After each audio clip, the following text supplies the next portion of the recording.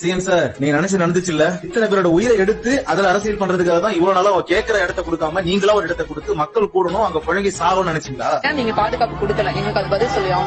ஏன் போலீஸ் வந்தப்ப கொடுக்கல? நாங்க இருந்த இடத்துல போலீஸே இல்ல, அப்படியே நீங்க கம்மியா கொடுத்தீங்க. இதுக்கெல்லாம் பதில் சொல்லியும். நாங்க ஒவ்வொரு குடும்பமும் ஒருத்தர் இழந்து போய் நின்னுட்டு இருக்கோம். நாங்க விஜய் சார் மேல எந்த குறையுமே சொல்ல மாட்டோம். செந்தில் பாலாஜி சார் இந்த பதில் சொல்லியே ஆகணும். 3 மாவட்டத்துல பிரச்சாரம் பண்ணிருக்காங்க. அங்க ஒரு சின்ன இன்சிடென்ட் கூட நடந்தது கிடையாது. அது எப்படி செந்தில் பாலாஜி ஊர்ல கரெக்டா நடக்கும்? சம்பவம் நடந்த கொஞ்ச நேரத்திலே அவர் வந்து நிப்பாரு. எனக்கு புரியல. மக்கள் உயிரை தான் விளையாடுவீங்களா நீங்க?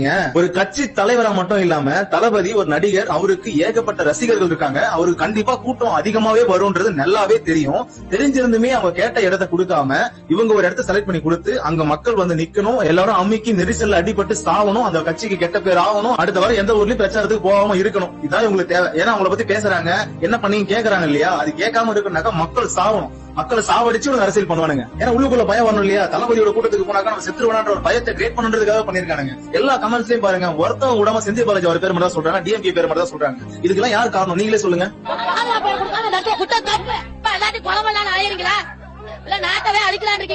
ஆரம்பத்துல இருந்தே ஒவ்வொரு ப்ரொசீஜரையும் பார்த்து எந்த இடத்துல போனோம், என்ன பண்ணணும் சொல்லிட்டு கேட்டுட்டு இருக்காங்க. இந்த நாள்ல தான் பண்ணணும், இப்படிதான் பேசணும், அப்படிதான் பண்ணணும், கையை தூக்க கூடாது, கால் ஆட்டக்கூடாது, இவ்வளவு கண்டிஷன் போட்டாங்களே, இடத்த ஒழுங்கா கொடுத்தாங்களா? இதெல்லாம் கோர்ட்டு கேட்காது இல்ல? ஏன் கொடுக்கல? சாவணும், மக்கள் சாவணும். நினைச்சோம் என்னடா 3 கூட்டத்திலையும் ஒரு சின்ன பிரச்சனை கூட பண்ணாம அமைதியா இருக்கான்னு நினைச்சோம். நினைச்ச மாதிரியே பண்ணிட்டீங்கல்ல. ஆனா உயிர் எடுத்து பண்ணி நினைச்சு கூட பாக்கல. ரயில் கட் பண்றது, கரண்ட் கட் பண்றது, நீங்க தான் பண்ணிருந்தீங்க. நீங்களா இருக்கவே கூடாது, வரவே கூடாது. இனிமே இந்த கட்சி இருக்காது. தமிழ்நாட்டுல இனிமே இந்த கட்சி பத்தி எவனும் பேச கூட மாட்டான். அடிச்சு சொல்றேன்.